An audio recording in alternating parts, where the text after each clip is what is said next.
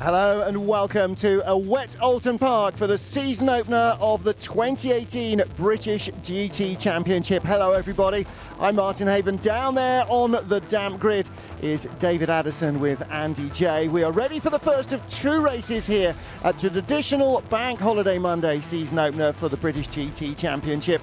And as I'm sure all of you have woken up to, here in Cheshire they woke up to leaden skies and pretty heavy rain. The track very wet indeed. Proceedings have already been interrupted a number of times, and there's the state of the car parks right in front of us. As you can see, that's actually the lake. So we're ready for action with 35 cars in the GT3 and GT4 categories. The demise of GT3 that was forecast last year has not happened, and in fact we've got a whole host of internationally renowned names joining the field, some very major factory drivers bolstering this British grid in GT3 and in GT4. So we have a mouth-watering season in prospect. But what about this track? It's a demanding old-school circuit, and we took a lap earlier with Rob Bell to give us a good indication of what to expect from Oulton Park. Welcome to Oulton Park. Driving me around here in a 650 McLaren with Rob Bell. First corner coming up. Old Hall, Oulton Park, turn one. Just back to power nice and early, trying to run speed through. Heading to Cascades. Brilliant corner. Just difficult over that bump. Bit of understeer today. Running as much speed through as we possibly can. Fifth gear now. Just a little dab on the brakes. And back to power, up towards Shell Hairpin. Second gear. Late apex, early power, use the camber of the road to help.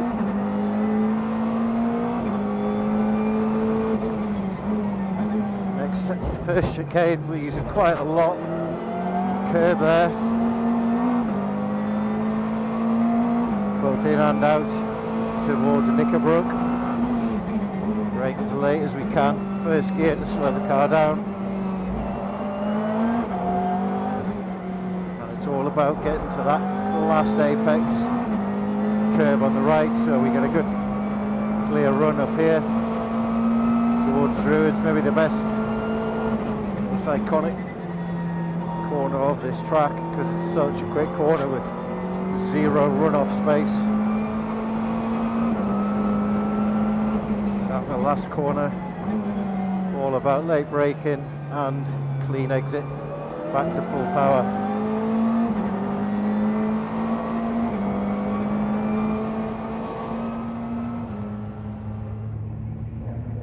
Fantastic start from factory McLaren driver Rob Bell. You saw him there in better conditions on Friday, carving through the GT4 McLaren field.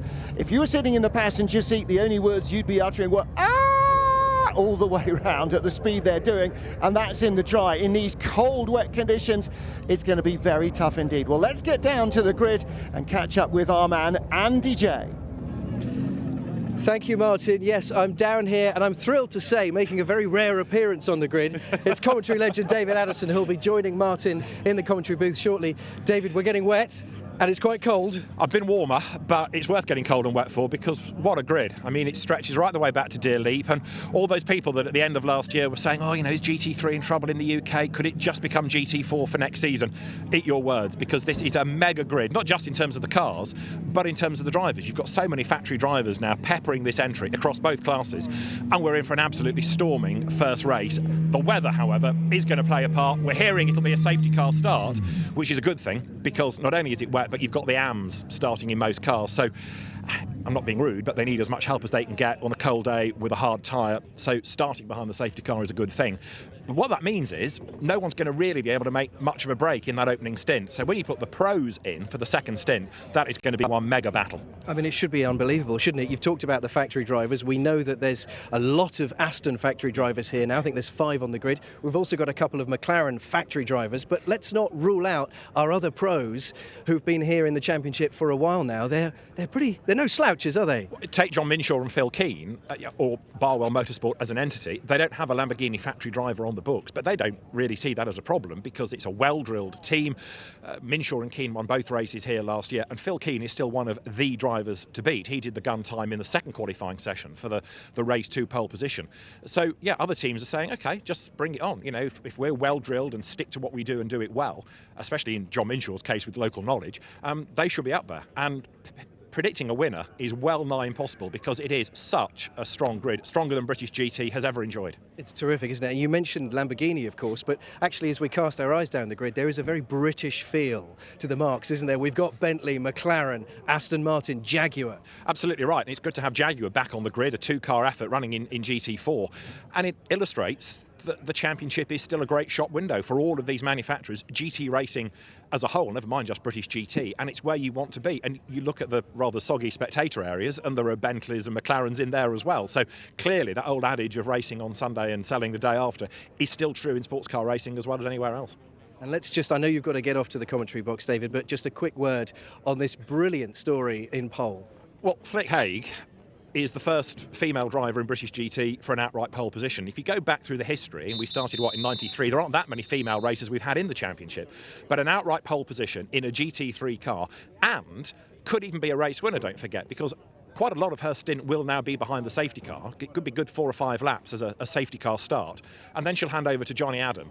That could well be a winning car, which would be an even more amazing story in just over an hour's time. Fantastic, we'll watch it all unfold. Thank you, David. I know you've got to get off to commentary. Let's take ourselves down to the grid, shall we, and see who we can grab. I think we should try and grab some drivers. I can see Ryan Ratcliffe just over here. Ryan, hello. We're live on Facebook right now. How are you feeling? You're in the Bentley with Rick, the defending champion. You won GT4 with him a few years ago, but this is your first time in the big car, isn't it? I know. Well, my rain dance, or anti-rain dance, didn't go to plan, but, you know, it's the same for everyone. You had your challenge this morning, didn't you? I didn't, he did. He did, yeah. You know, better to do it in warm-up than the race. Is there any damage to the car? It was just cosmetic. It was so cold this morning. It was like driving on ice. A few people came up to me and said that it was pretty dangerous out there. But you know, we'll see how it goes now. They're gonna do a safety car start. I think they're going to do 2 laps, see how it is, and then go from there. Really, but it's not bad for you, is it? No. I mean, still at the front. Hopefully they'll have a safety car start until the pit stops, and I can go out behind safety car, and then they can finish the race under safety car. No, I'm sure we'll be fine. You know, it's not. I think this car struggles when there's standing water, and at the minute I don't think there is. So I've just told them to get out in front, create a massive rooster tail so no one can see where they're going, and then make the car as wide as possible.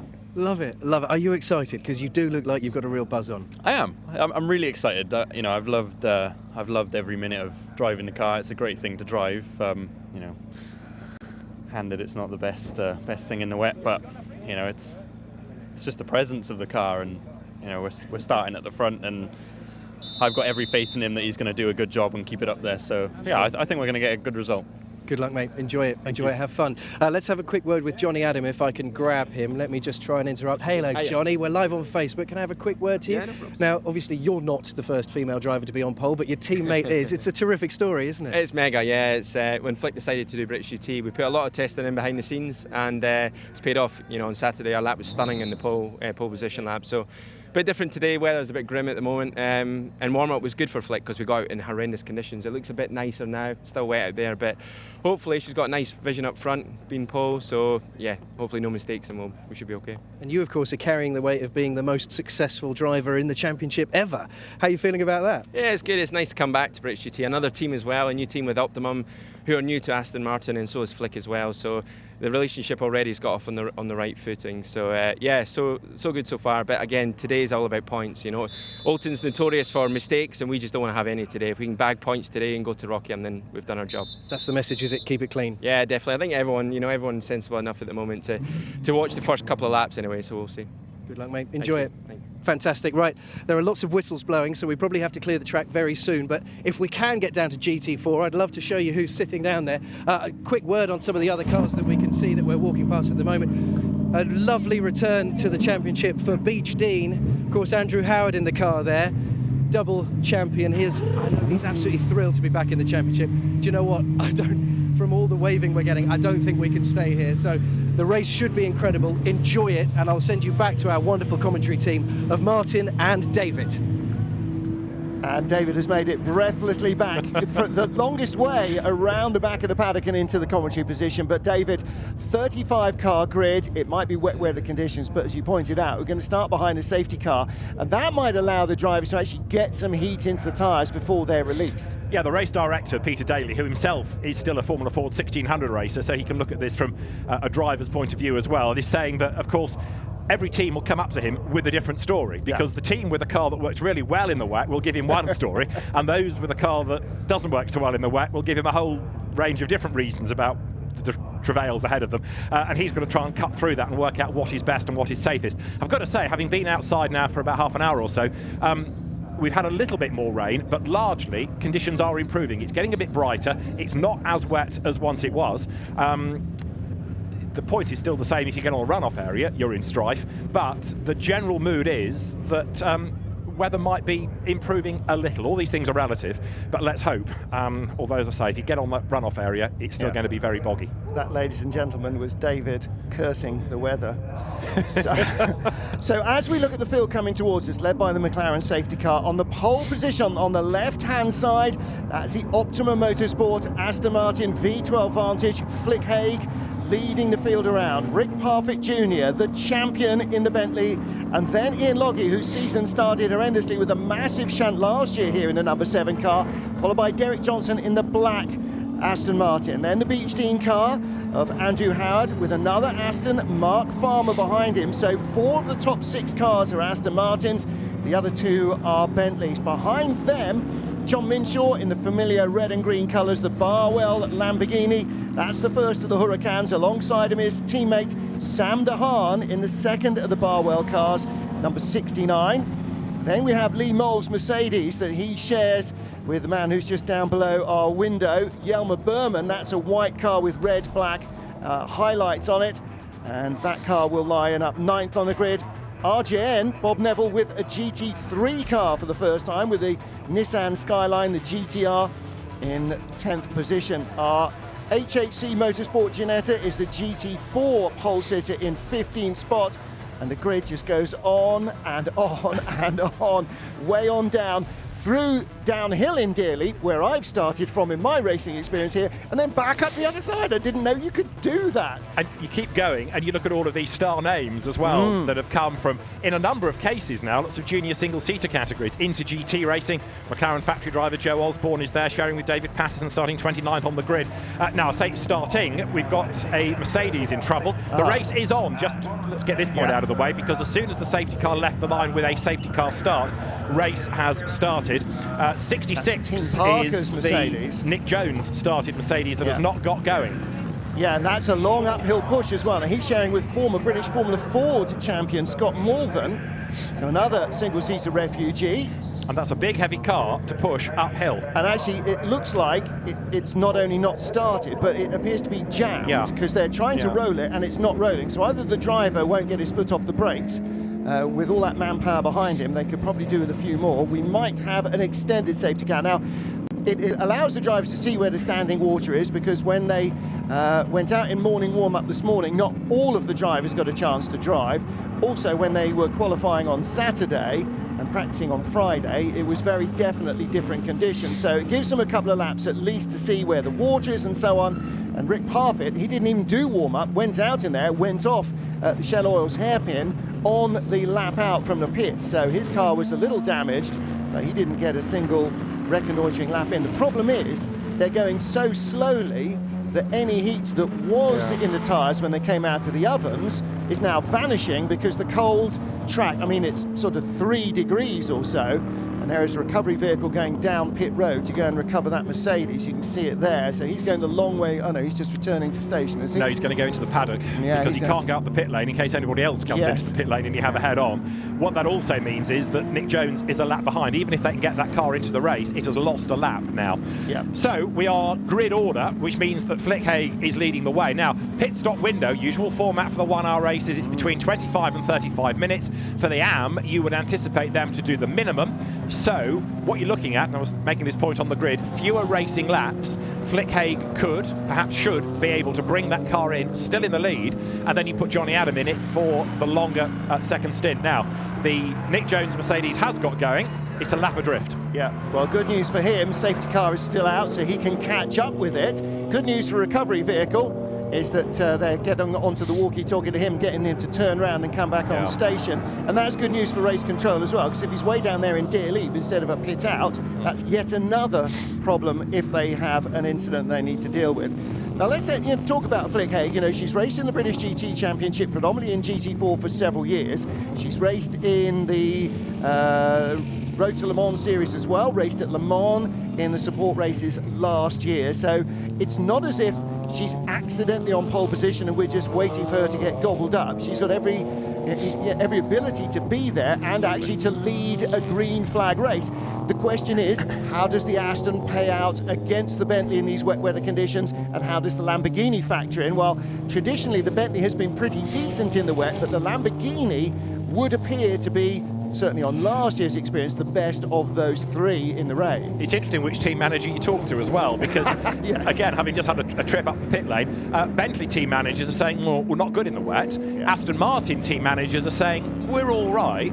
Lamborghini, pretty confident. Yeah. So I think you can expect in these conditions, John Minshaw, who is starting 6th on the grid, to be making pretty decent progress, and he knows the place like the back of his hand anyway. He's raced here for many, many years on and off, came out of the original days of the XR Challenge in the late 80s, early 90s, John Minshaw, and then into historics and GT racing.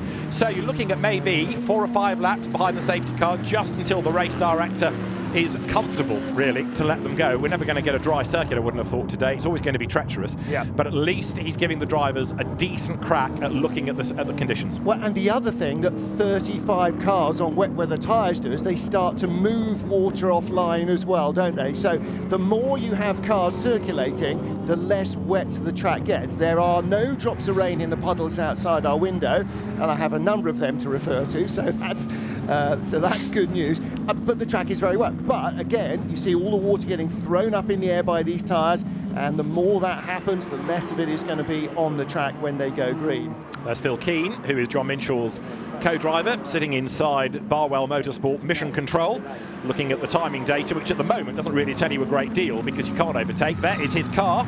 John Minshaw did whisper it, have a little off here when he was testing a couple of days before the Championship Media Day in early March. It was a pretty cold and wet day then. But as I say, John does know this place extremely well. Double winners here last year, and you'd still put your money on them for at least one win, because not only is John Minshaw a very good AM, and we've seen that in historic racing, winner at Goodwood a fortnight ago, winner in the Blancpain GT Sports Club at Silverstone last year, plus all his British GT success. Phil Keane is one of the benchmark pro drivers.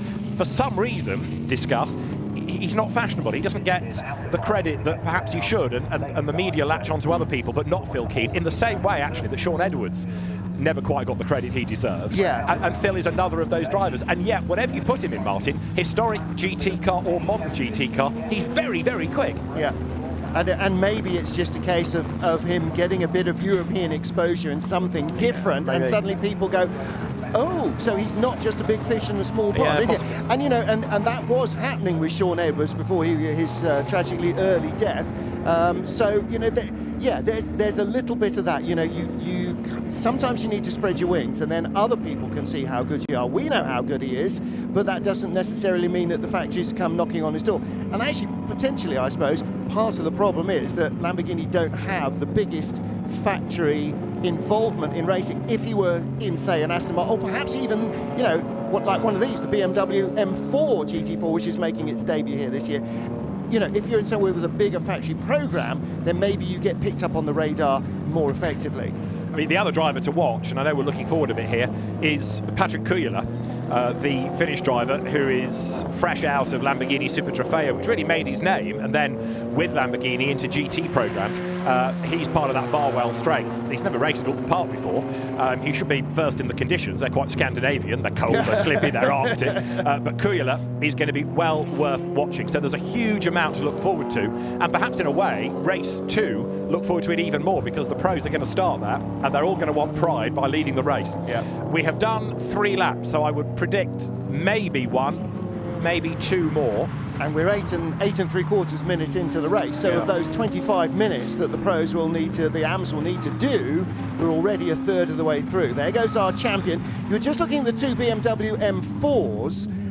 They're row 2 of the GT4 grid. You saw the H8C Motorsport Ginetta in front, and Tolman Motorsports McLaren, which is second on the grid, just ahead of them. Can I just say, safety car in this lap. So we will go racing at the end of lap 4.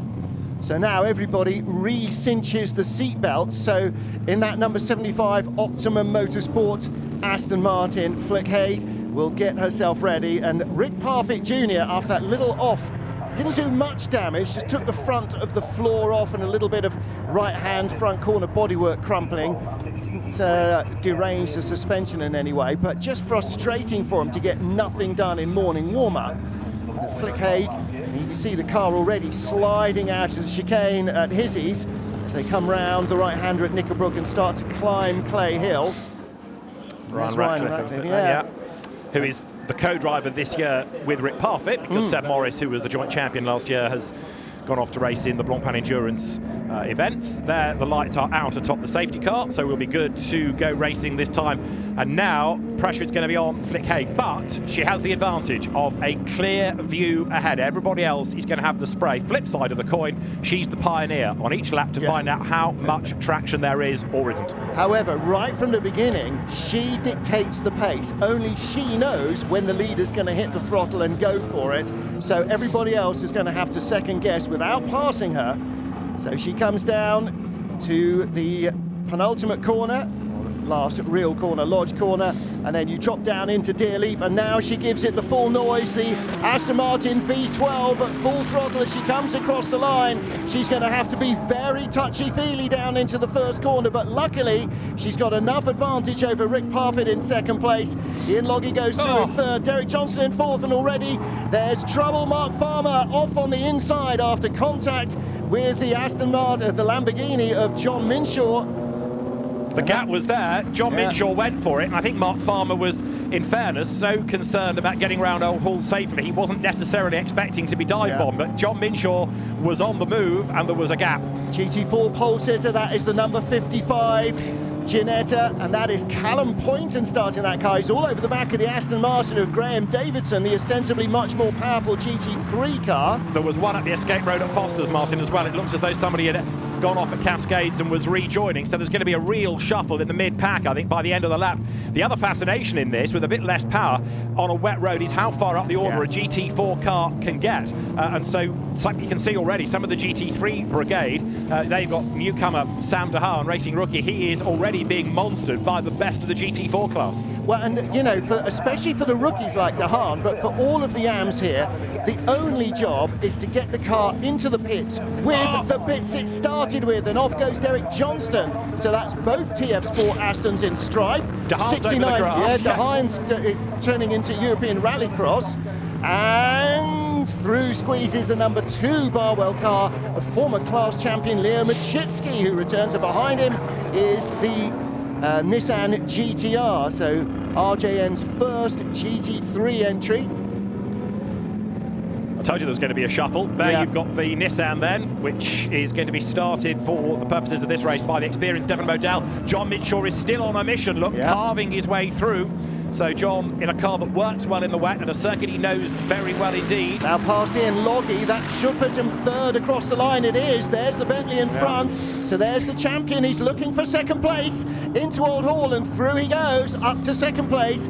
Flick Haig led by 6.5 seconds. So whatever else, nobody's told her that the Astons have got no grip. And that's the Academy Motorsport car at Deers Leap, the 62 Aston Martin of Will Moore, who shares with Matt Nicol-Jones. And he's bringing the furniture with him. Yeah. So he's gone off at the bottom of the Lodge into Deer Leap, gets back on the circuit. He's not actually last, but he's done quite a bit of frontal damage. Well, he's going to have to go into the pit lane, and that was right by the entry to the pit lane, so that's where he will go. Indeed so. If he doesn't, he's adding more trouble to it.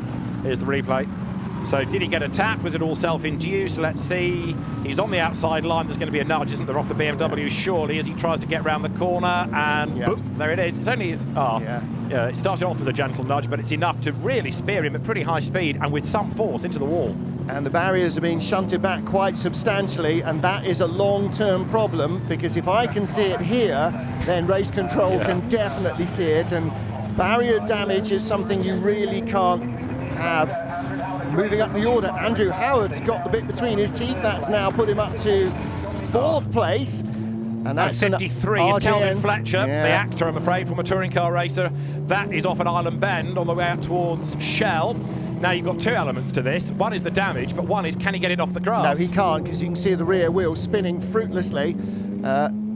Tell me about this fruit. Sam and I, my son, were in a car park in Santa Pod doing an awful lot of that. In fact, we pushed a 370 out of the mud before we got rescued. There is the damaged Academy Motorsport car, and that's it, race over. Yeah, they're going to have to rebuild that for race 2. I mean, there's cooling pipes and everything split there, so it's got no lifeblood left in it. Got it. And he was, yeah, that is it. that was a rhetorical, is that it, wasn't it? On track, Flick Haig leads John Minshaw now by 6.8 seconds. John is lapping fractionally quicker, but of course he spent the last few laps getting through traffic. Now he's got clear real estate between him and the leading car. Andrew Howard is up into 3rd. So there you've got 2 of the more experienced, and it's probably fair to say 2 of the quicker GT3 AMs now, chasing after Flick Haig, and we have got 10 minutes before the pit window opens. And dropping down the order to 4th and 5th from 2nd and 4th on the grid, or 2nd and 3rd on the grid, are Rick Parfitt Jr. and Ian Logie. So you were not being fed a line by the Bentley team manager. Clearly, it doesn't particularly respond well to getting its feet wet. And there is Parfitt.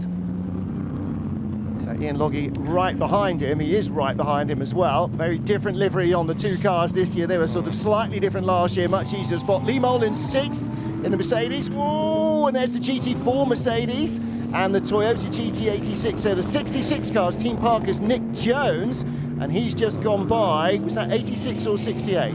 I think that might have been Dean McDonald, who was the better placed of the 2 Stella Motorsport or Stella Performance 68. In fact, it wasn't. So it's Tom Canning's car. The trouble is, of course, Nick Jones is a lap adrift. So these aren't for him proper battles. He's trying to work his way up the order. And was that Flick Haig coming up behind them? Was that the leader catching them already? But one of the problems for the fast GT4 cars is that it's right behind the safety car, so all the GT3 cars were bunched up and there was no room to get by. There's one of the brand new Jaguar F-Types, Invictus Games sponsored or backed cars, and phenomenal looking piece of kit, and yeah, sounds good too. That's the 44 car, which is in 30th place, and that's been driven by Steve McCulley. Major Steve McCulley, former Caterham racer, once he left the army after being in a coma for a good 3 months or so, and having left military service, took up his next passion, which was motorsport, came from the Caterham Academy and now stepping up to racing at this level. The lead gap is down again, 6.7 seconds. So John Minshaw, in fairness to Flick Haig, he's only taking 10ths out of that margin. It's not a whopping gain on every lap, so Flick Haig might be okay here to hang on to that advantage. So the real tease here is Johnny Adam versus Phil Keane for the second stint. Bring it on, eh? Absolutely, and give them the better part of 40 minutes in these conditions with traffic. Yeah, as you say, Flick Haig, John Minshaw again setting a fastest lap, but only 1/10 and 4/1000ths quicker. So at that rate of catching, her 6.7 second margin is going to be still a decent enough one. She should have her nose in front until she catches traffic. This Lamborghini battle, 2, Leah Machitsky ahead of 69, and that is Sam Dahan. And that is a battle for 7th place with Devon Modell right behind in the RJN Nissan.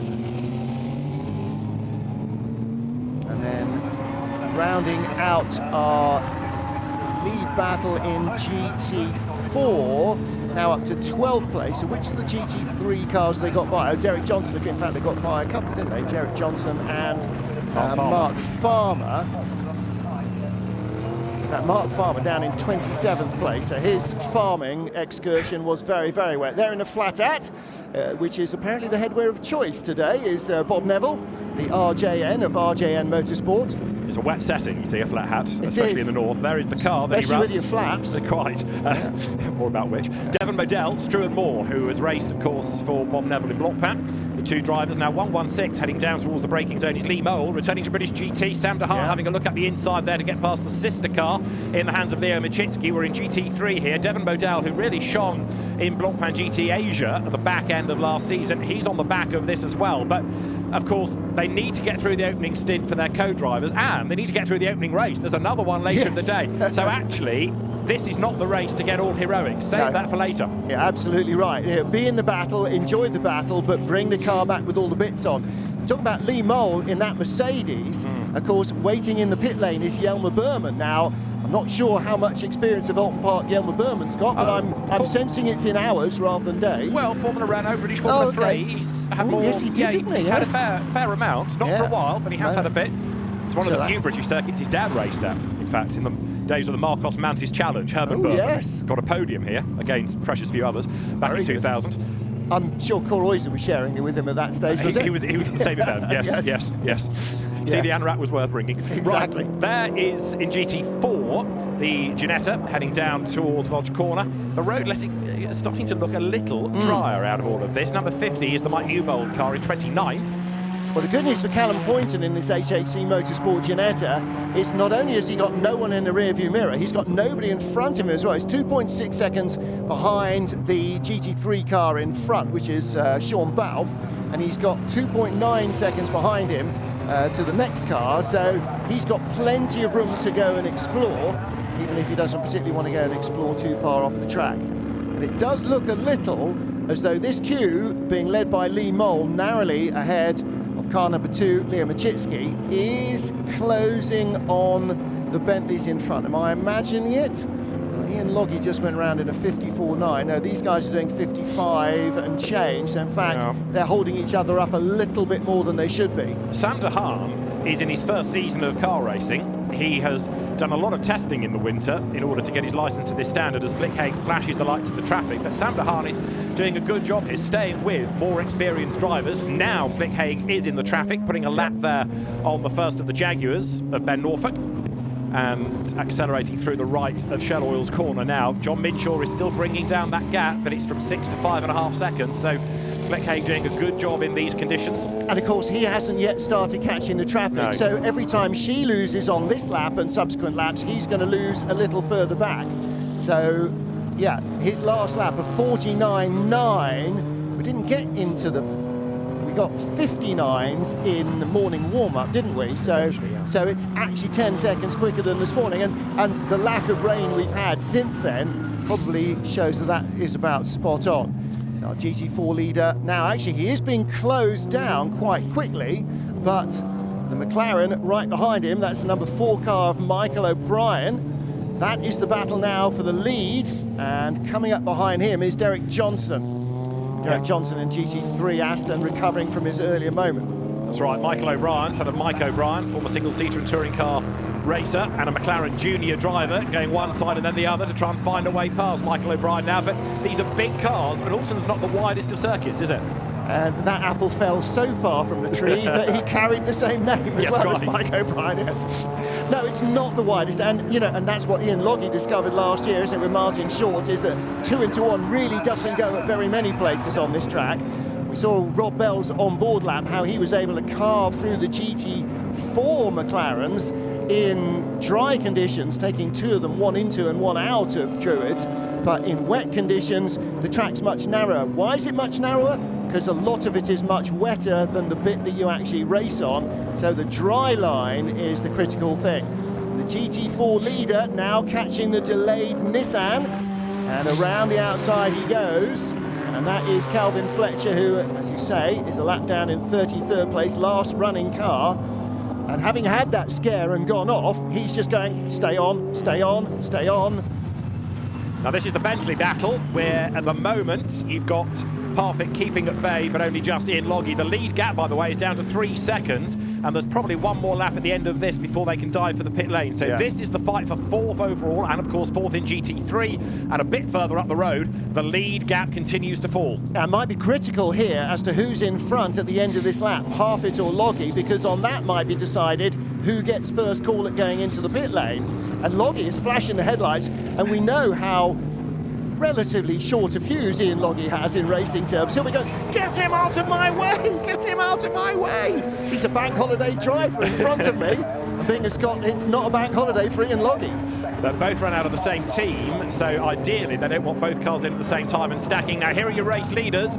The pit window opens in a minute and a half, so there's another lap before they can dive for the pit lane. Flickhagen should be able to hang on to this race lead, but John Minshaw is getting the car closer and closer and closer. Yeah, he found a lap, a second on her on that last lap. In fact, just about a second. So she's still doing a good job leading out front. Here come the Bentleys past the Jaguar F-Type. So there's a sentence you couldn't say last year. The F-Type looking fabulous in its GT4 trim on its global GT4 debut, I think. We've got the F-Type and the M4 making their debuts. And Two Toyota GT86s fully homologated this year, and here comes Loggy, and that might be booking himself first call in the pits. And in fairness, Rick Parfitt had a big flash on the headlights in his mirrors, and he certainly gave him racing room. So there is no point forcing the issue with so much more of the race to go. Let the pro drivers do the work, because taking over from Ian Loggy will be the very rapid Callum McLeod. Ryan Ratcliffe takes over from Rick Parfitt. Going to be another good battle between those two. On track, John Minshaw has done another fastest lap of the race. He has done another absolute best in the first sector, so they could well be nose to tail when they come into the pit lane. Running third is Andrew Howard, double champion, and then it's this change for 4th place you've just seen now with Ian Loggy up past Rick Parfitt. There is the leading car. Look at the background, the green and red Lamborghini getting closer all the time in the hands of John Minshaw. The gap at the start of this lap was 2.6 seconds. It's building up nicely this, and there's traffic ahead as well. Yeah, that's the 68 Toyota of Tom Canning, and Flickhagen slips through to the inside. So the pit window is open. Does she come in this lap? Does John Minshaw come in this lap? Or, you know, he's going quicker than anybody else out there. So actually him staying out is no hardship because the car's going faster. It could go faster still. Flickhagen into the pit lane this time round. Yes, she is. Does Minshaw follow? No, he doesn't. Surely he's gone through and across the line with another new fastest lap goes John Minshaw. Now down to the 1 minute 49.39. So the die has been cast. Flickhagen brings in the race leader. See how everybody has to park in a herringbone formation, then get pushed back. That's why you don't want your own car getting in the way, because there'll be enough of them doing it anyway. And a GT3 pit stop is 65 seconds, pit in to pit out. So they're not, if you like, natural pit stops. It's not as quick as you can do them. It is to a defined time, and if you're under, then you've got to make up the shortfall. GT4, it's 100 seconds. So what that does for John Minshaw is give him a bit of clear track space, and it gets him away from a potentially very crowded pit lane. Now the question is, bearing in mind that predominantly the AMs are in the cars now, and look how busy it's getting, is he now going to stay out till the end of the window and then come into what will be an empty pit lane? It's, as long as he's still lapping quicker than some of the pros. It's against Johnny Adam that he needs to monitor the lap time. Yeah. It's worth doing it now for maybe 2 laps. Johnny Adam is on his way. Yeah. I think it's the clear pit lane that's the bigger factor rather than how long he can stay out for in terms of his pace. I mean, he's in traffic as well. He will not be able to lap as quickly as Johnny Adam one wouldn't have thought. But with such a big grid, I think it's going to be a bit think on your feet from the pit wall at Barwell to decide when they're going to bring him in. Well, no change yet at the top of GT4. So the HHC Motorsport Ginetta continues to lead as John Minshaw comes towards us. In fact, there was the GT4 leader in shot right behind him. Almost all the other GT3s have gone out though. Yelmer Berman right below our window.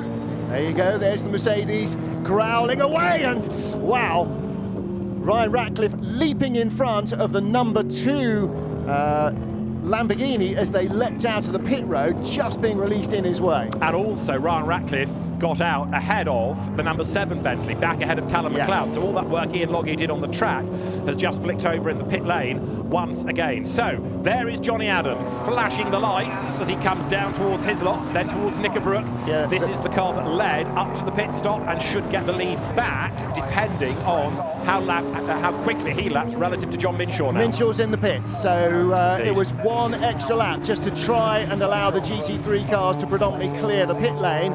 And you saw the Aston Martin there having a bit of a potential problem averted as the McLaren lost it in front of him, the GT4 McLaren, going down into his east, but managed to hang on to it. So pit lane's still busy. This is the second lap of the pit stops. And there is the Barwell Lamborghini at the back end of the pit lane, pit in, doesn't want the RJN car in front of him.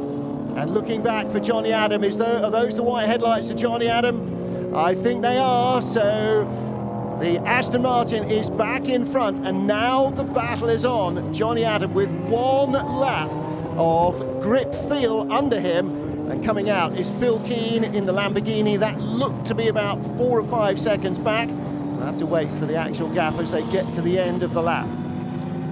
So it is therefore the Aston Martin that still leads the way, run by the Optimum Motorsport team, Sean Goff's squad, then that's up front, as there is the hard-charging Phil Keane having taken over in second place. And you can see now the difference in poise of the cars, can't you, with the pro drivers, certainly in GT3 behind the wheel, because they just come alive in a different way. Now, these are the drivers that have one job, and that is to win the race for their co-driver.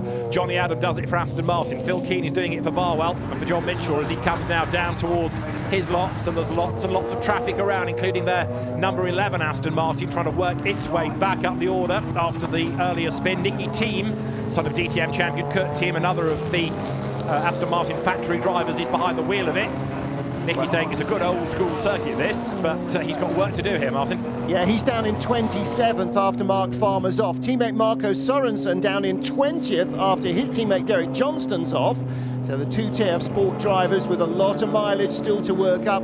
Just saw the 55 car leading in GT4 and still yet to make its pit stop, or has it just stopped? I'm looking too far down. In fact, that car is now 4th overall behind Patrick Kujala. That's at Druids. Is that another Aston? Looks Academy Motorsport livery. Yeah, it does. 61. Well, 62 went off, so 61 completing the pair. That's the Wilmore Matt Nicol-Jones. Yeah, sorry, so no. Matt Nicol-Jones was in the other car. Tom Wood's car. Yeah.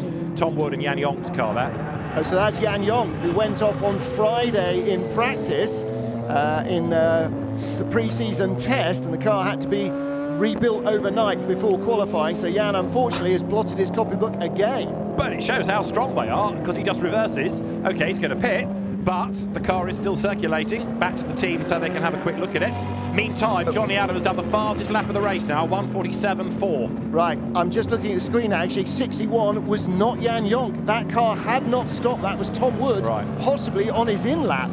Maybe keying the radio going, yes, yes, yes, I heard you, or some confusion. I mean, yeah, it's those silly things like that, confusion on the radio that suddenly crackles into life, puts the driver off, and puts the driver off. Now here's the battle between the Bentleys again, and this is Callum McLeod around the outside of Ryan Ratcliffe and tucking him up like a kipper. Found the grip there somewhere, and the McLaren is right behind, and so is the Aston Martin. And also, keep an eye lower down the order to Jelmer Berman, because he has just done the fastest lap of the race, having taken over from Lee Mole. So the Mercedes, which is currently in 10th place, will gain a few more places on pit stops, but Jelmer Berman, traffic allowing, is absolutely flying. Well, Johnny Adam just did a 1 minute 47.4, Berman a 1 minute 47.1. Exactly. So, as I say, traffic allowing. Of course, whatever Johnny Adam finds, Jelmer Berman will find a lap or so later in terms of back markers. So they're charging on his Ryan Ratcliffe. I'll give you the order at the end of the pit stop window, because right now you've got GT4 cars out of position, leading out right. Fantastic. Right, red flag it. No, don't. So now all the GT4 cars, because we have 27 minutes to go, or inside the final 27 minutes, they now make their pit stops. There's the HHC Motorsport car, 55, the leader, comes down the pit lane, there he is, and little lock up as he comes to a halt. So great opening stint from them, pole position, Callum Poynton led every lap. lap, and now handing over to Patrick Matheson. And behind the 42 BMW, Ben Tuck handing over to Ben Green. And that car was in second place overall. Now there is the outright race leader, Johnny Adam, who is only a second ahead of Phil Keane, who did the fastest lap of the race last time. So it's game on here. Phil Keane has caught up, possibly helped a bit by the traffic. Of course, Johnny Adam is the first one to come across that. So Flick Haig led Hursted. Johnny Adam is leading, but the Lamborghini we know works well around Oulton Park. We know it works well in the wet, and it's got a quick driver on board. This promises to be a really good fight, as we said pre-race, and we've still got 27 minutes of it. Well, he's into the 1 minute 46 is Phil Keane, only a thousandth below 1 minute 47 at a 46.999. But nevertheless, Johnny Adams' last lap of 47.1, so he found a tenth and a fraction over Johnny Adam. That gap closes. Of course, once you are getting close to somebody like that, then every inch you get closer, you can actually feel. So Phil Keane in the green and red Lamborghini, getting closer. However, once he gets within half a second or so, and as the speed continues to pick up, the aerodynamics becoming increasingly important, then he's going to find his speed blunted. So he's got to arrive and dive, hasn't he? He's got to try and catch Johnny Adam and then catch him out. Also interesting, of course, you can kind of expect it because they are the pro drivers and because the cars are getting lighter on fuel. Lap times are coming down, but you can in part see that the road is drying now. We've not had that much more rainfall in the last half an hour or so. I'm not saying it's dry, far from it, but it's getting less wet out there, and that in turn as well is helping the cars. Fastest race lap from Johnny Adam, 46.0. Then right behind him, fastest race lap from Phil Keane, 45.89. Fastest first sector last time round, or this time round, from Jelmer Berman in the Mercedes. Quicker than anybody has gone by a tenth just in that first sector. And Jelmer Berman in fourth place, chasing Darren Turner, who's 5 seconds up the road from him. But they are half a minute behind this battle for the lead. So two different battles. Thankfully for the cameras, they're half a minute apart. So you got these two, and then you got Turner in the 99 Beechstein Aston being hounded as they go by our window by Jelmer Berman in the Mercedes. And then you've got Patrick Kujala not that far behind. But Yes. really, third, fourth, fifth need a safety car here to get back into the mix. Oh, goodness. You wouldn't want that. Perish that thought. No, 25 minutes and counting as up Clay Hill comes the lead battle. Johnny Adam versus Phil Keane. They have been mainstays of the championship. Phil and John yet to win the championship. They've been runners-up often enough. They've had plenty of race wins, but often at that final Donington round, something goes awry in the fortunes department. It's happened on more than one occasion. So Johnny Adam leads Phil Keane. The gap is down again as Johnny is careful in the traffic. But he's got to be mindful as well as to where Phil Keane might dive bomb him. And here it comes, potentially down towards Old Hall Corner. Johnny Adam defends the inside line. Phil Keane tucked back in. There's no way through on the inside there. So Johnny Adam hangs on to the conditions. The Scotsman, good Knockhill weather, you might argue this, although he reckons it's bright and sunny there today. He's ahead of Phil Keane, who has a tentative look. Was there a gap on the inside? No, not there. He's going to have a proper gap because those cars are so closely matched. Flick Haig looks on somewhat pensively. You can understand it. That was the kind of gap that was a gap if it was the last lap of the last race. Yeah, maybe. Even then, you'd only have succeeded in getting your nose alongside and nerfing off the other car, and you'd then have lost it on a penalty. But it was another quicker lap again from Phil Keane, 45.6. He'll be down into the 44 soon. Johnny Adam did a 46.1, so Phil Keane 9 tenths quicker. Look how much drier it is on some of the circuit as well, particularly through chicanes where traction is so limited. Now Johnny Adams got to play really clever in traffic, catch the cars where he can. You don't have much choice in that. You're going your speed, they're going theirs, but you've got to try and predict where they're going to go and use that headlamp flasher as well. Try and get them out the way. The Toyota's in a battle of its own, not paying attention, but the Aston goes around the outside. This is the Johnny Adam that won his class at Le Mans for Aston Martin on the last lap last year, so he knows exactly what he is doing. He's not a factory driver for Aston Martin. just for his looks, is he? He knows exactly how to drive a GT car, chasing after him. And there's a very happy Optima Motorsport team looking on. A very nervous girlfriend as well, Rachel, Johnny Adams' girlfriend in the background. The gap has widened, though, in the traffic, so it was worth Johnny Adam being incisive. But as the Lamborghini got a problem, it's Lamborghini is going to the pit lane. Is that a puncture? It's suspension damage, possibly because there was a brush against a slower car. And so Phil Keane down the pit road with either a flat or with suspension damage. A legacy of brushing up against the traffic. You saw him go wide at Druids. Looked like both. It was one of the HAC Motorsport Ginettas, and they'd already gone by the number 50 car past us. So that may have been our GT4 leader, the 55 car, Patrick Matheson. We'll have to make sure that he's okay, but we could do with seeing that again. That means third place now is Darren Turner. Now, was his last race in a British Championship as a regular championship contender in the Seat Leon Euro Cup or something? Well, say it for the British Touring Car Championship. Touring cars, and there is Phil Keane going back into the race. Let's just get him out of the way, because that's going to put Darren Turner second. It's going to put Jelmer Berman third. Fourth with a new tyre is Phil Keane. He needs a safety car. Yeah, I think Darren Turner had a race here in a Mini about 4 years ago, which he won. Not British Championship, though. Yeah. But main level, yes, you're going back, aren't you, to the BTCC? Yeah, see it in a BTCC. Teammate was 1J Plato. Yeah, it was, wasn't it? Yeah. Yes. Crikey, that's aging us a little bit. My dad told me about that. It was in black and white, wasn't it, Martin? It was. There's the tyre.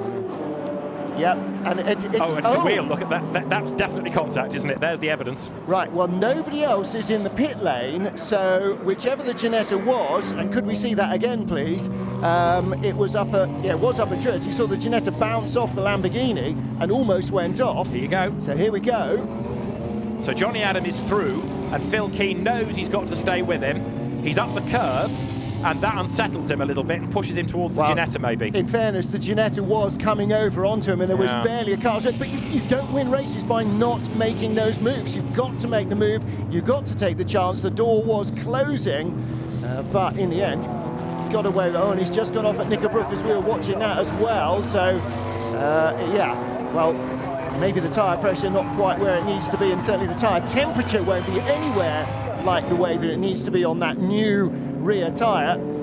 But Phil Keane pushing on hard. Unfortunately, that has dropped him out of the lead battle, but is he still in second position? There's Johnny Adam leading the race.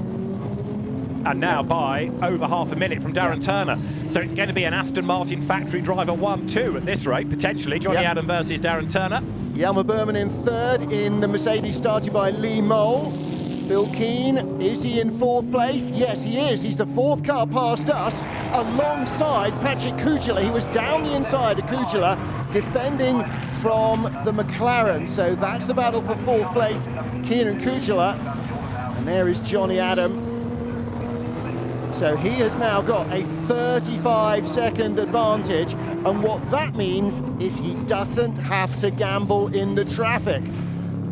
Whereas Darren Turner is pushing. Jelmer Berman is still going strongly, and you've got Phil Keane doing his best to get back into the mix, but as he's 8 seconds adrift, I fear that may not happen. We've got just under 20 minutes to go now. Well, there's Darren Turner, and we just missed. 3.5 seconds behind him is Jelmer Berman. You see the Mercedes in the same shot. There is the car of Ryan Ratcliffe in 19th place, and trying to recover is the number 1 Bentley of Rick Parfitt and Ryan Ratcliffe. Last time they raced together, they won the GT4 Championship 3 seasons back. After a fairly tempestuous and tumultuous season, now they're combining together. Will this be rewarded with a title again, trying to flash his way through these GT4 cars? And right in front of him is Jordan Albert in that number 5 McLaren, I think. Johnny Adam leading, 35 seconds ahead of Darren Turner. There is Jelmer Berman in third place. Phil Keane in fourth. Has now put in another fastest lap ahead of Patrick Kujala and Johnny Cocker, another former champion. I told you it was an all-star car. Isn't it, though? I mean, finding them. Yeah. And also, Maxime Martin, who we barely talked about, the great Belgian GT3 ace, who's also on the Aston Martin payroll these days. He, in his first race at Oulton Park, is up into 9th behind McLaren factory driver Rob Bell. 8/10 behind Rob Bell, so basically 2 car lengths. Yeah, so exactly. That's another big battle. So and on it goes. Yeah. We almost want that a stationary camera just to watch the battles coming through. Well, past us has gone Callum McLeod, and Rob Bell and Patrick Cugelot right behind him. So McLeod, Bell and Maxime Martin rather are covered by under 2 seconds. And also a stop-go penalty has been given to the Steve McCulley, Matt George Jaguar, which I suspect is for pit lane infringement. A pit stop that was too short. We haven't had that confirmed, but that would be my suggestion. Janetta Scarpa's up the escape road down at Britain's. We have got 17.5 minutes to go, and Jelmer Berman continues to do fastest lap after fastest lap. The Dutchman, he's coming down towards his lots, but now he's got traffic ahead of him, so that's just lets Darren Turner get a free ride through his lots into the good old Knickerbrook corner. There is Jelmer Berman through on the inside. Welcome back to Oulton Park, Jelmer. Having good fun, isn't he? Third place at the moment and just trying to keep his pace up. Now, change in the GT4 field, big change as well. I'm not seeing any of that because there is so much carnage going on out front. But Ben Barnicoat is now our GT4 leader, 13th place overall. And he was in 2468, 10th on the grid in the Track Club McLaren that he shares with Adam Ballon. And so car number 72, that is now the McLaren that leads in GT4, and that's ahead of 42, which is the first of the Century Motorsport BMWs, and that's driven by Ben Green. And here we've had a change because Mike Robinson is ahead of Jordan Albert now, being pursued by Joe Osborne. So this little battle is now for, what have we got, the GT4 third, fourth, fifth. But yes, Ben Barnicoat, you say McLaren factory driver, new to British circuits amazingly because he did karting and then straight into European Formula Renault and European Formula 3. So never raced here before. British driver, never raced at Oulton Park. Knows the European circuits, but it's one of the quirks of the modern breed of driver. Hang a minute, you live 10 minutes up the road. How many times have you raced here? Nothing but I'm not a factory driver. There is 72, which is yet another of the many McLarens. It is the class-leading car. Ben Barnicoat, as we say, is behind the wheel of it. It's the one that he shares with Adam Ballon. That went well, if you remember, here last season. And Adam Ballon and Adam Mackay drove it. Ben Barnicoat placed by the factory in with Adam Ballon. Ben, who we've seen go so well in single-seaters, he's also been, a couple of years back, in Brisker Formula 1 stock cars, did the annual under-25s race at Birmingham, loves F1 stock car racing, so I suspect he wasn't here testing on Friday. He may well have been a spectator somewhere at King's Lynn or wherever it was. Unzip your anorak, David, you're losing blood to the head. And viewers. So Ben Barnicoat pushes on nicely, so what, 6 seconds to the good? Yeah, 6 seconds ahead of the BMW, and in third place is Charlie Fagg, who also, actually they started second on the grid, Michael O'Brien and Charlie Fagg in the Tolman Motorsport McLaren. So McLaren's qualified very well. BMW's on row 2, Richard Collard and Jack Mitchell's 43 car is now fourth. So in fact, our front two rows are only broken up because HHC's number 55 McLaren, Alejandro Patrick Matheson, and he's a rookie, isn't he? He's making his British GT debut. I thought Matheson did it last year. Possibly, I worry about that. Yeah, no, you might well be. You usually are right on these things, and you might well be. Now then, here's the gap between Darren Turner and Jelmer Berman. It's no longer 3.8, it's down to 2.2. Jelmer Berman, the fastest man on the track, 1 minute 44.8 last time round. It's his best lap actually, 44.9 last time round, so really a much slower lap. But compared to 45.9 of Johnny Adam, the leader, and 45.2 of Darren Turner in front of him. He took 3/10 out of Turner and a second out of the leader. 33 seconds at a second a lap, and we've only got 14 minutes. He's not going to take the lead of the race, but the battle for second is definitely on. Matheson, apologies, he did the Creventic 24-hour series last year. He did Ginetta Juniors. That was the British thing I was You see, when you see so much GT racing, most of the names become familiar and they start to blur a bit, don't Exactly. they? We've got a couple of drivers, one of whom is Patrick Cugelot, being warned about track limits. We've also had the team manager of Car 22, which is the other Invictus Games Jaguar, up to race control. So Peter Daly, race director, is being kept busy here. Johnny Adam, meantime, is on his own ahead of this man, Darren Turner, who I would suggest is kind of shaken off Jelmer Berman. At least he's stabilised that gap now. He's not looking as in jeopardy as once he was, but he has got 13 minutes to get this car home. So Aston Martin, Mercedes, then Lamborghini. Phil Keen lapping in the 45s. His lap times are okay, but not what they were. No, and it makes me wonder whether there is a bit more, whether the tracking was knocked out in that, because it's not the same Lamborghini, is it? Well, look at the damage you did to the wheels. Exactly. You know, that was a big wang on that wheel. So yeah, it's definitely not the same, and it's probably trying to turn left quite aggressively and not turn right, or the other way around. So I sense you're absolutely right. He hasn't got the car under him that he did.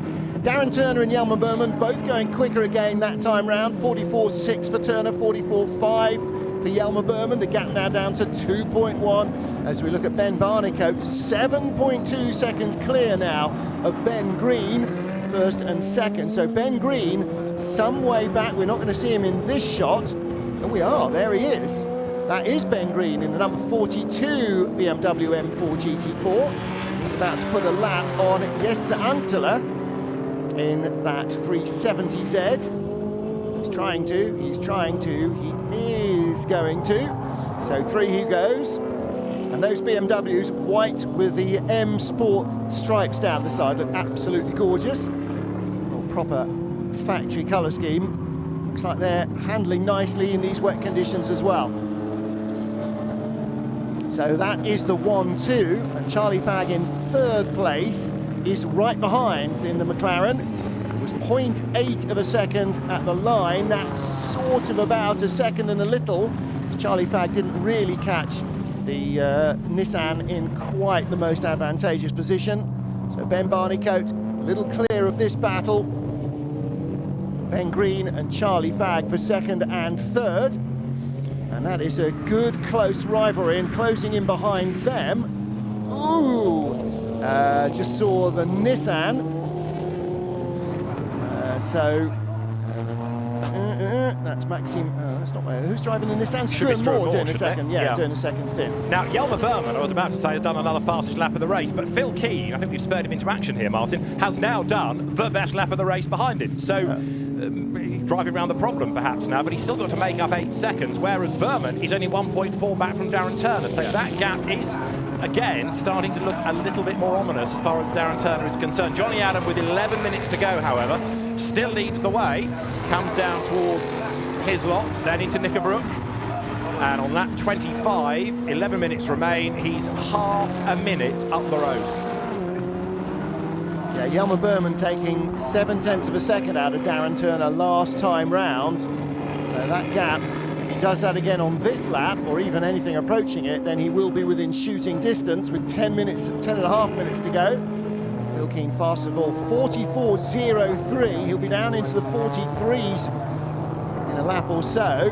Not a quicker lap for him this time, so he's caught traffic the leaders found, but there is Hjalmar Berman in the 116 Mercedes.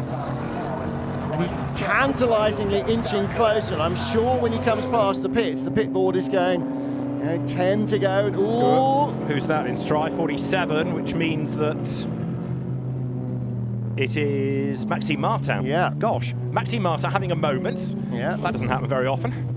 It's not April Fool's Day, is it? Not any longer. Very, very rare off. He's new to Oulton Park, but he's made the new Aston Martin Rallycross Special. Well, didn't they did do a rally car, didn't they, of the GT4 Advantage? That's right, yes. Yeah. There's Darren Turner, and he's got to get on with this now because he knows that the Flying Dutchman is behind him as he comes through Old Hall Corner, and there's traffic for him to weave in and out of as well. 9.5 minutes are on the clock still. And it's a 1.5 seconds for Darren Turner. In fact, 1.2 ahead of Hjalmar Berman at line. So Berman took another half a second out of him. Berman doesn't get off the corner well, out of Cascades, right behind that Ginetta, couldn't get hooked up.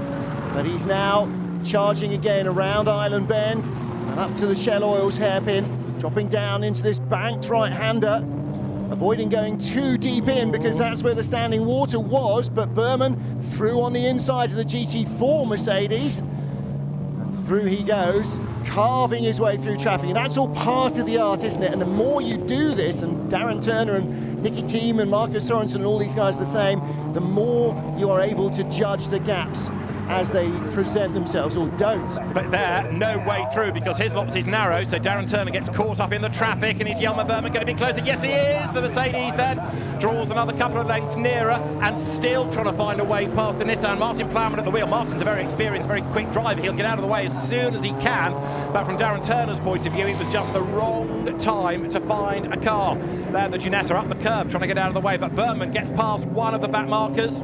He'll come up in a moment, won't he, to attack 56 25. Patrick Mathieson at the wheel of it as they come down now towards Lodge Corner. So over the course of the lap, actually, it's probably remained pretty static, that gap. Well, I don't know, it was 1.2. I'm not sure it's 1.2 now, but neither of them putting in a quicker lap this time round. So Johnny Adam across the line, already the leader, 27.9 seconds in front of this. It's now down to 0.95 at the line. And Martin Plowman in that 53 Nissan, a couple of laps back, 3 laps behind actually. The GT4 field pretty much all now 1 lap behind the GT3 front runners. There's Phil Keane in 4th, 6.8 seconds behind Jelmer Berman. Last time round he was still quicker than the cars in front of him. But Patrick Kujla now, the fastest on the last lap of 44.8, and he is in 5th spot. So Keane up past the 77 Mercedes, Michael Broadhurst at the wheel of it, still charging on as best he can. Start from pole in race 2, of course. Yeah, and that car was fastest of all the 77 Mercedes in the morning wet up, and then immediately went off to celebrate and dinged the tyres. Yes. At the bottom, got spat off on the outside across to the inside at Cascades. Here's your second place fight then, Darren Turner versus Jelmer Berman, who is closer again because he took another 10th out in the first sector, which takes you to the exit of Cascades. You can see it in the background. There is Jelmer Berman pressing on. Of course, even if he catches up to Darren Turner, then he's got to find A, the width, and B, the traction to find a way past. 6 3/4 minutes to go. Catching is one thing. Getting by at Oulton Park entirely different in behemoths of this size. Intermittent transponder from our race leader, apparently. Oh no, from the number 1 car, Ryan Ratcliffe, and 34. You know, that shouldn't trouble us too much. It's the Anna Valeska, Callum Hawkins Rowe, Ginetta in GT4. There's your GT4 leader. 72 McLaren of Ben Barnicoat, 8 seconds ahead of Ben Green and Charlie Fagg, who are still nose to tail for the other podium positions. And behind them, Will Mitchell, 43, Jack Mitchell rather, 43. He's just 3.5 seconds behind, so it's going to be a close call for him. Not sure he's going to get close enough to them to challenge for the podium, but it does look as though Ben Barnicoat, that 72 McLaren, is on his way to a win. Mark Farmer's car coming back up the order, courtesy of Nicky Team, who dive bombs Ryan Ratcliffe to move up from unlucky number 13 to 12th. And there is the car at the battle for second in GT4. Ben Green in the 42 BMW, Charlie Fagg right behind him in the number 4 McLaren.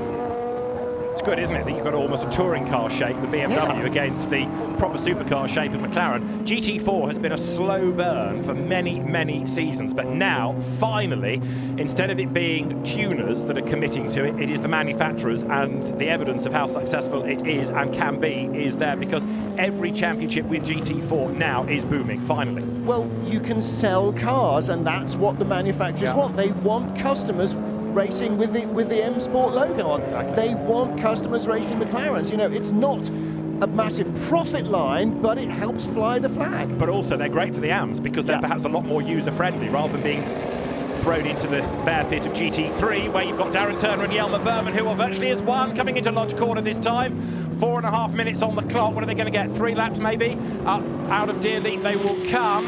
Johnny Adam is virtually in race 2, so far ahead is he, but this is the battle. 7 tenths betwixt the two, down to 4 tenths this time around.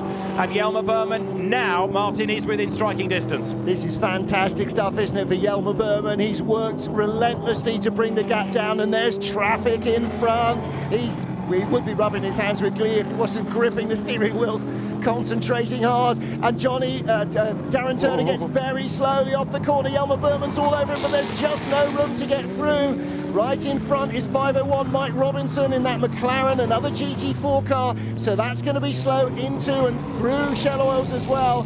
Another opportunity for Jelmer Berman, but it's going to be 3 wide. As soon as the Aston pulls out, then Berman's got nowhere to go. This isn't the Silverstone Grand Prix circuit. This is sort of like one of the side roads around the Silverstone Grand Prix circuit. It's so narrow and twisty. So they managed to get past the McLaren. That's Mike Robinson at the wheel of it as they come over the brow, over the hilltop. more traffic. The two cats have got themselves together, the two Jaguars further up the road.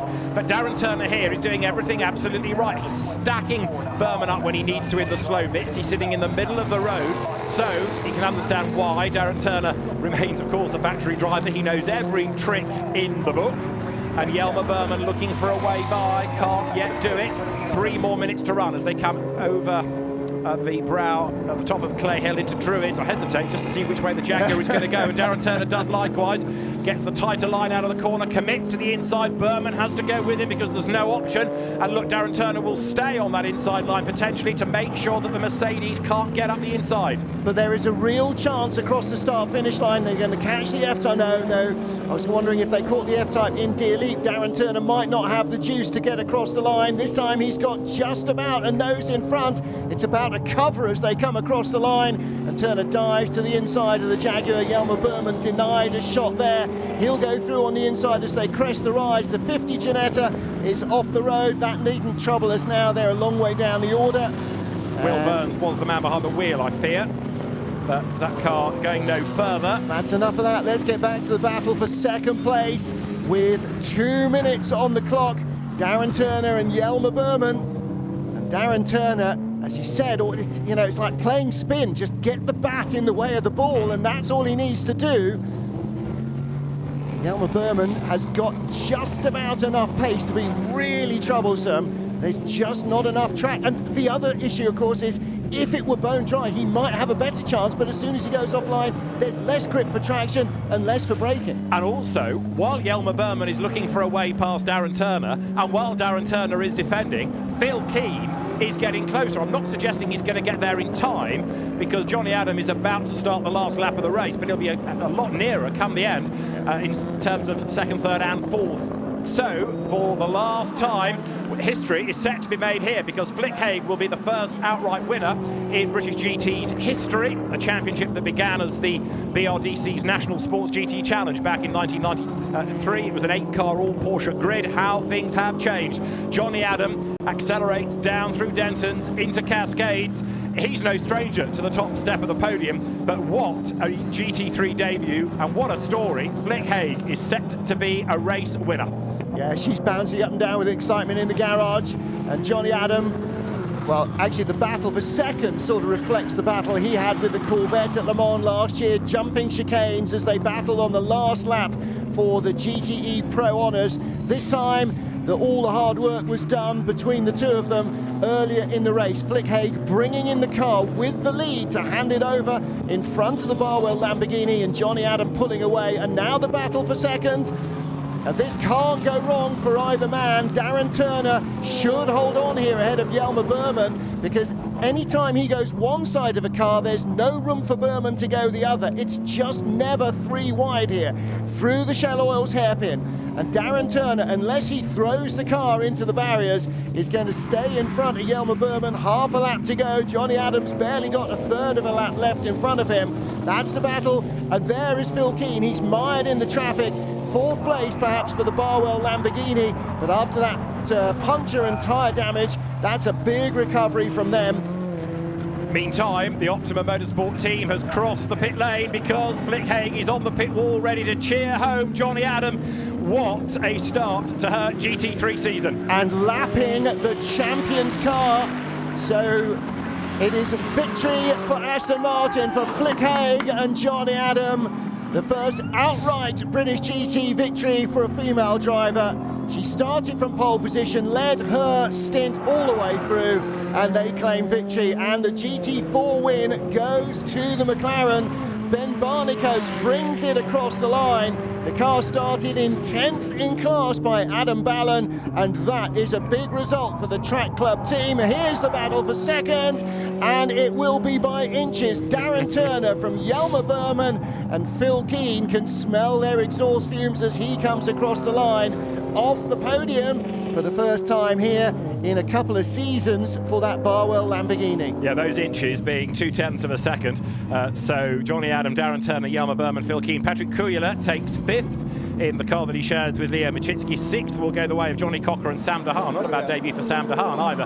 And then, of course, you get to the Bentley boys, because Callum McLeod and Ian Logie down in 7th, Rob Bell, Sean Balfe 8th, and then it's back to Aston Martin. Marco Sorensen should be in 9th place in the car that he shares with Derek Johnston, which had an off early on, remember, down at Hislop's. Then Maxime Martin and Graham Davidson 10th in a car also that had an off, although it was in, surprisingly, the Belgians' hands. But Johnny Adam, who perhaps last year was one of those seasons where he came of age. At Monza, as an example, he did this amazing stint in the endurance block pan race to not only win the Pro-Am category, but also do the fastest lap of the race outright. And that perhaps showed that he's more than just a national GT driver, if you were in any doubt. And then what he did at Le Mans to win the GTE Pro category on the last lap against the Corvettes made even more people sit up and take notice. And now you kind of just get used to a Johnny Adam type performance, but that was inch perfect, quick lap, didn't overdrive, did enough to maintain the gap, win the race, box ticked. Yeah, absolutely. And his fastest lap, a 1 minute 45.4, did all he needed to do. Fastest lap of the race goes to Phil Keane in the Barwell Lamborghini, a 44.0, so 1.4 seconds quicker. But if Adam had been under pressure, I'm sure he would have found more. So Flick Haig and Johnny Adam claim victory in an Aston Martin 1-2 ahead of Andrew Howard and Darren Turner, Lee Moll and Yelmer Berman with the Mercedes third ahead of the Lamborghinis of John Minshaw, Phil Keane, Liam Machitsky and Patrick Kujala. And it's the Lamborghini Huracan. Was that a Lamborghini? Looked rather more like a McLaren to me. That won it, the 72 McLaren, one in GT4. I think that's the GT3 silver classes as well. Oh, right, okay, there we go, the silver class. Okay. You're right, for second in GT4, Green and Tuck, third in GT4, Michael O'Brien and Charlie Fagg, and then you've got Ricky Collard's BMW fourth. And there is a rather frustrated Will Burns, who was in the British Touring Car Championship last year, was involved in the sizable accident at Silverstone with Rob Collard, which was the early end of his season. He has raced Ginettas and the One Make Championships, ex-Castle Combe Saloon Car racer, and has decided to come into GT racing this season. I think one of only 2 retirements, actually. Yeah, indeed. And why that car was given a bit of significance for parking where it did towards the end was, of course, that had a safety car come out to retrieve it, it would have thrown everything up in the air. But for a couple of 3 minutes, race director decided that it could survive where it was. So confirmation that our GT4 winner was Adam Bell and Ben Barnicoat's Track Club McLaren. We saw it across the line. It glitched its way out of the graphics.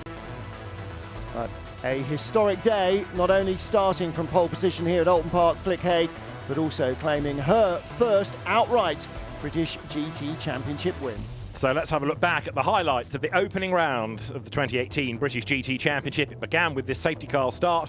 When the green flags flew, John Minshaw was the first on his toes. He rather caught Mark Farmer napping. It was elbows out stuff, and it wasn't malicious. It was Mark Farmer a bit late, perhaps closing the door, and Minshaw was on a mission. He carved his way up the order through the opening stint of the race, trying to give Phil Keane the best possible chance for the second part. There was contact out on track, which fell against Will Moore, whose Aston Martin in turn fell against the barriers and did a fair amount of damage both to the tyre wall and to the front of the car. He wasn't the only one in strife. Kelvin Fletcher went farming, had a big lose coming out of Isle of Bend. And in GT4, early success for Callum Poynton, who was the class leader in the HHC Motorsport car, fending off the McLarens. When the pit window opened, Bentley's amongst those first in as the long train of cars poured down the pit road. Others in strife over at Druitt included Tom Wood, the Ginetta Junior graduate. He got the car back to the pit lane.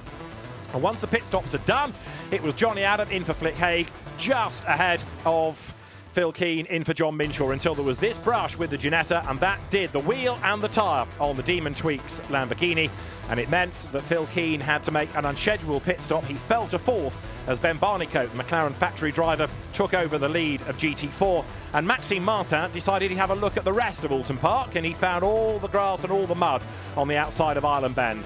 Up front then, there was no stopping the Optimum Motorsport Aston Martin that was on target for honours, as Will Burns was a late race casualty, parking the Ginetta trackside. Johnny Adam brought the Aston Martin home for himself and Flick Haig. Flick made history on Saturday with the first ever pole position outright for a female driver in British GT and the first ever race win just 2 days later after an excellent performance by Flick Haig in challenging conditions in the first stint, Johnny Adam, the Aston Martin factory pro, in the second stint, and a delighted Flick Haig cheers home Johnny Adam, winners of round 1 of British GT for 2018. Well, that was good stuff, wasn't it? Lots of action all the way through the field, and unfortunately for the GT4 drivers, so much going on in GT3 that it was hard to follow their battles, but a good result for the McLaren, coming from 10th in qualifying to claim victory. So Adam Ballon, Ben Barnicoat on the top step of the podium, and the single retirement out on the circuit, Mike Newbold and Will Burns' Ginetta being towed back in. Race directors have to have a look at the tyre damage down in Deer Leap, where that Academy Motorsport Aston Martin went off. An Academy, I wonder whether we're going to see that car in the second race. That looked like an awful lot of front end damage. If that hasn't done a chassis leg, then they've got away with that very lightly indeed, because that was a big old impact. And the problem with the wet greasy outfield that we've got now is that you don't slow down anymore, you just pick up speed because everything locks up and you can, and there's lower friction. Let's hear from some of the drivers though post race. I think Andy has managed to catch up with the Beechdean crew. The Beechdean bearded boys. Yeah, I'm with the Beechdean boys right now, Andrew Howard and Darren Turner. First of all, Andrew, welcome back. How does it feel to be returning to the championship? Oh, mega. I mean, all through practice it's ultra competitive, so actually to get some sort of result today is absolutely fantastic, but yeah, great to be back. And Darren, you must be enjoying yourself. You've driven with this man many times before in many different racetracks around the world, but a nice return to the championship for you as well. Yeah, that was really unexpected, you know, be on the podium in the first race. It was quite a late call, Andrew normal, you know, late decisions to get the championship underway and come back to British GT, but yeah, really good fun. Loved that race, and it was obviously the Mercedes closing in at the end and kept me on my toes. Because you've got to get up on the podium. Duty calls. As the drivers being summoned to the podium, elbow their way through. British GT podiums do take quite a bit of orchestrating because you've got a GT3 and a GT4 and a Pro-Am and a Silver and everything else. So you have there Yelmer Berman and Lee Mole. You've got now Andrew Howard and Darren Turner for the podium. There'll be a great cheer, I'm sure, for Johnny Adam and Flick Haig. We now need a presenter. We need a presenter. That'll be you, David. Run! Run like the wind. Too far. Pirelli, I think, will do the honours. Yes. But very, very impressive. And actually, Martin, I know we saw a few spins and a couple of cars off, but that wasn't the carnage everybody was expecting. And again, having been on the grid just before the race, all the team managers, because they know best, don't they? Oh, there'll be a safety car. Oh, there'll be a safety car. Well, we got away with that. We had the safety car start on safety grounds, perfectly understandable. Everybody else did a very good job in those conditions of keeping out of trouble. Yeah, well, the safety car particularly because they hadn't been in the wet, all the drivers. So there was the warm-up, but that doesn't quite count. So it gives them an opportunity to navigate around the track and ascertain where the most lethal bits of it are. And actually, and I probably really shouldn't say this, it hasn't rained since you were out on the grid, and the track is drying up considerably. So actually that bodes well. The longer it stays not raining also, the better it is. Indeed so. So it's not quite the massive Easter Monday crowd Oulton Park normally enjoys, but there's still a lot of people here and a lot more racing to look forward to as well, with the second British GT race planned for 3:25. I say planned because we are a little behind here. We started late, we've had delays because of cars being off and red flags and safety cars in earlier sessions and earlier races. So keep an eye to the live stream and we will look forward to race 2. But as I say, it may not be bang on time, but yeah, if you follow British GT on Twitter, then they will definitely bring you up to date with the latest. At the moment, we are 50 minutes late. There's only a 30-minute lunch break, so you can't really take much out of that. I think the marshals are having a tough enough day as it is without robbing them of their lunch break. So we may well be 50 minutes late. Well, however, that brings us to the end of round 1 of the British GT Championship for 2018. Stay with us for all the action in race 2, because that barnstormer of a first encounter is going to take quite some matching.